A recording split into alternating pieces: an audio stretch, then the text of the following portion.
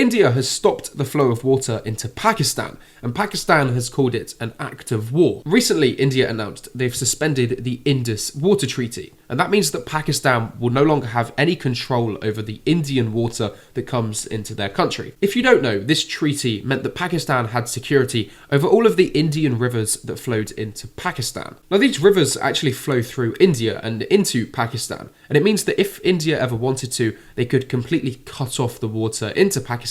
Obviously, the treaty meant that India couldn't do this to Pakistan, but as I said, India's just suspended that treaty, so they could do it now. Of course, though, it's worth knowing that India hasn't done that yet. But one of the main things that Pakistan is really quite annoyed about is with suspending this treaty, it means that India no longer has to provide Pakistan with the details and the data about the water, like when the rivers could flood, etc. But as I kind of said at the start, Pakistan has said that any attempt from India to divert or cut off this water supply into Pakistan would be deemed as a, quote, act of war. Now, if you don't know, India actually suspended this treaty about a week or so before India and Pakistan nearly went to war with each other back in May, except India has since said that they're definitely not going to reinstate this treaty, and it's still suspended now. In fact, since then, the tensions between India and Pakistan still haven't really gotten any better. Of course, they're not fighting anymore, but it's still not great. Either way, though, India's now suspended the Indus Water Treaty, which means that Pakistan will no longer have any control or security